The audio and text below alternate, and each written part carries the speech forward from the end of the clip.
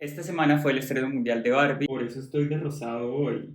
Detalles. y ha sido el boom mundial. No vengo a hacer spoilers. En esta película, la directora Greta Gerwig ha explorado y explotado un mundo fantástico en el que todos hemos estado. Cuando éramos pequeños jugábamos con Barbie, muñecos, peluches, carritos y creábamos unos mundos fantásticos en el que nos metíamos y eran totalmente distintos de los contextos en los que vivíamos en la realidad. A veces de adultos también nos pasa algo semejante, pero ya eso es otra cosa. Esta misma semana del estreno de Barbie, en una plataforma de comercio online que no voy a mencionar para bien o para mal, No sé si debería mencionar la plataforma para quemarla. estaba a la venta el fósil de un cefalópodo del Cretácico. Ponle tú el fósil de un pulpo metido en una concha parecida a un caracol de hace 130 millones de años. En redes lo publicamos, denunciamos y reportamos ante esta plataforma y al final decidieron eliminar la publicación de venta. Pequeñas victorias que me llenan de emoción. Pero quedé con la sensación de que era insuficiente. Entonces decidí hacer este vídeo. Un poquito para reflexionar sobre esa acción puntual, pero también para pensar por qué es que no podemos vender un fósil. Tampoco era la única publicación al respecto. Si bajábamos, encontrábamos productos relacionados y había varios vendedores ofreciendo fósiles. Y además a un precio irrisorio. Me ofende.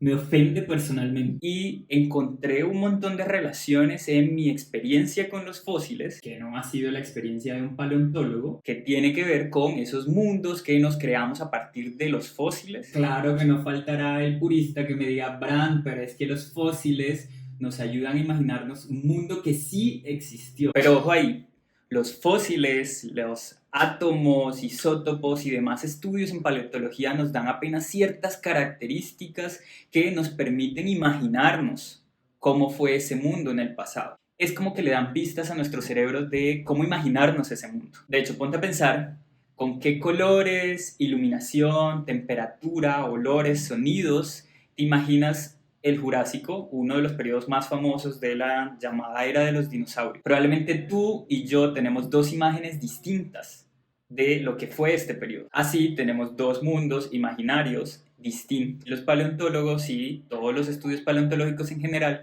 buscan darnos luces de cómo hacernos a una idea más generalizada de estos y cómo acercarnos un poco más a la realidad de ese momento.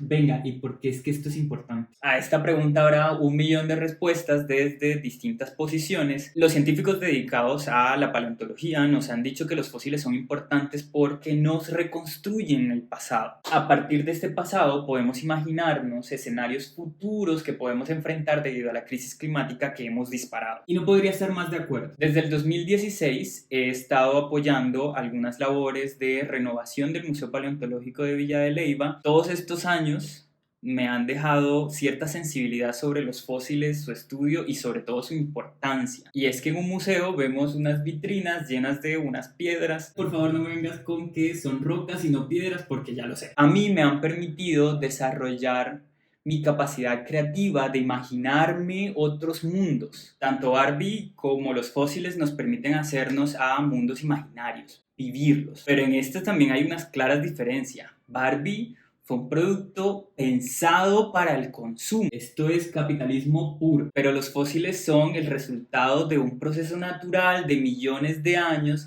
sin nada de teleología. Es decir, no hay ninguna intención detrás de los fósiles. Sencillamente se trata de plantas, animales o cualquier tipo de ser viviente en el pasado que murió y quedó sepultado por unas capas bien específicas, unas condiciones de baja energía que al final terminaron dando a esta roca con forma. No es un producto de consumo, por tanto su compra, su venta es un sinsentido. Por eso me indignó tanto que estuvieran vendiendo fósiles por internet. Los fósiles solo son marcas que nos ha dejado la historia de evolución en la Tierra y que nos permiten generar conocimiento. Y es que este conocimiento es el punto clave. El fósil en sí no es más que un amasijo de minerales con ciertas formas. Lo importante es el conocimiento que extraemos de este fósil y al final tener una idea más exacta de lo que fue el pasado de este planeta. Y no solo el conocimiento que hemos generado en este momento a partir de este fósil,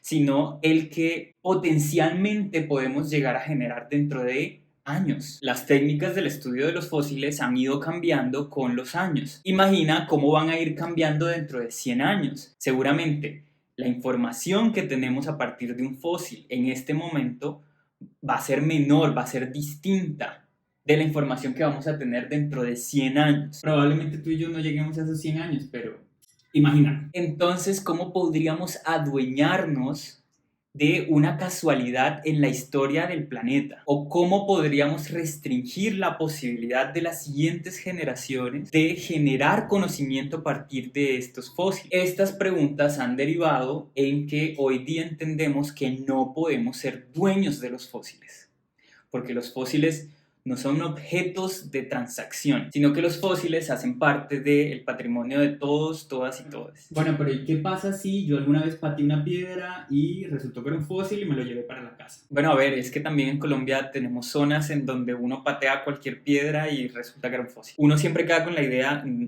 bueno, lo dejo aquí, me lo llevo para mi casa, o lo tengo que entregar a un museo, o qué hago con él. Para eso estoy yo para contarte. La normativa colombiana, encabezada por el Servicio Geológico en tanto al patrimonio geológico y paleontológico del país, nos invita a que antes del 31 de julio del 2023 hagamos el registro de los fósiles que tengamos en casa. Esto, y quiero ser muy claro al respecto, No genera ninguna sanción ni la necesidad de entregar estos fósiles al Servicio Geológico. Sencillamente se trata de un registro para generar un inventario nacional de todo el patrimonio que tenemos. Y es que te llama un experto en paleontología para ayudarte a identificar qué es lo que encontraste, de qué periodo o de hace cuántos millones de años existió, bueno, toda la información que se pueda lograr a partir del fósil. Entonces, si conoces a cualquier persona en posesión de un fósil, que haya encontrado un fósil y lo tenga consigo, por favor envíale este video para que se entere que puede hacer el registro sin que eso signifique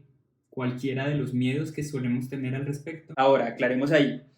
No es que con este registro se te esté dando el aval como dueño del fósil, sino que se te está dando en custodia o en tenencia el patrimonio de todos los que pertenecemos a esta nación. Story time. Hace unos años yo estaba en una fiesta en la casa de un amigo que cumplía años y había varias personas fumando y le preguntaron a este dónde podían echar las cenizas y apagar el cigarrillo.